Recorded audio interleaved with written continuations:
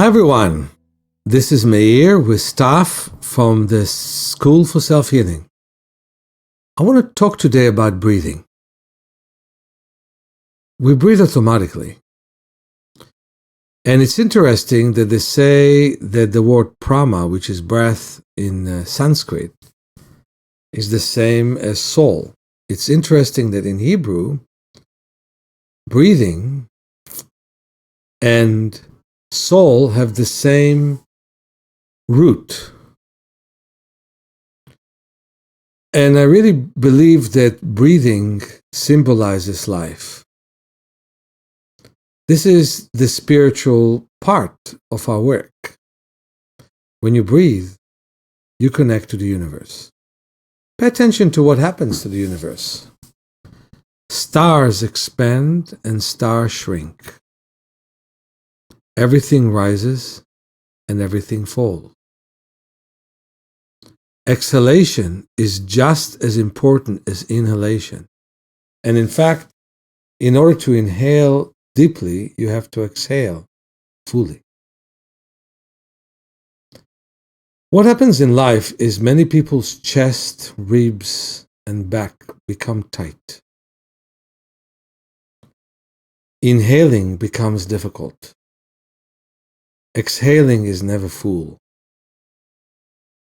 And while medically nobody finds that anything is wrong with you when you breathe,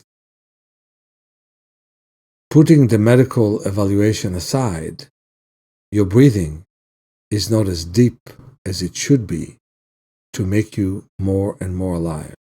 So I want to give you some tips about breathing, but I also want to announce that my book, Awakening Your Power of Self-Healing, has the breathing chapter as its first chapter.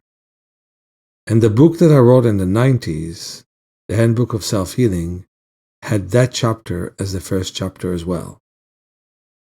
For I believe that as we connect to the universe and as we oxygenate our body, whatever illness we have, whatever problem we have, can only be ameliorated and improved. And my belief is also strong that whatever improvement we have, if it is not combined with deep breathing, will not hold. So first of all, let's try and have a sense if our neck is straight. Visualize as if your head goes up to the sky. And then visualize that your chest is large. That the chest moves forwards a little bit while the neck is straight. That your ribs expand. That the breath gets all the way down to your abdomen and lower back. And to make that possible, put a mat or a blanket on the floor or lie on a bed if it's a firm bed. Stop the program for a short moment and do this exercise. As you lie on your right side and you put your hand on your cheek and head, you lift the left arm up until it goes behind the head and as much as possible behind the head. And you feel the expansion in the ribs in the left side. Stay there for a breath or two and feel the expansion in the waist as well. Do exactly the same thing on the other side. I'm telling you only about one exercise. There are so many others, especially in my book, and some of them are even more powerful. To explain to you that you need to expand your ribs, expand your chest, expand your abdomen, expand your back. Stop with all those exercises that tell you repeat 20 times of this and 20 times of that so many people do so mindlessly. Start to do new exercises, like what I did on the beach today. Running made one of my sides cool as it pointed to the ocean, and another side warm as the sun was warming it. Then the way back, that's exactly what happened. So I started to run to the side. And I often run backwards. And running backwards leads to more breathing. Changing your environment leads to more breathing. If you sit at a desk all day long, leave your desk every now and then to look at a distance. If your environment is something that bothers you, go outside of town and look at greenery and look at beautiful views.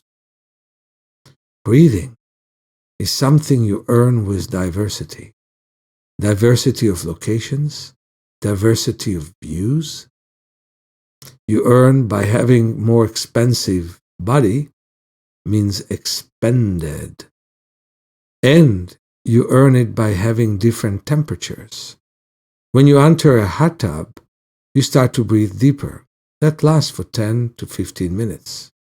When you enter a cold tub or the ocean, or you're under a cold shower, that gives you deep breathing for 2 or 3 minutes. And if you change the environment all the time, your breathing becomes deeper and deeper. Most people say inhale through the nose and exhale through the mouth. And there's a great merit to it, but I believe that inhaling through the nose most of the time and exhaling through the nose most of the time is one of the best things that one can do. As you slow respiration, the oxygen combined even better than it normally does with your red blood cells, and your cells are being well nourished.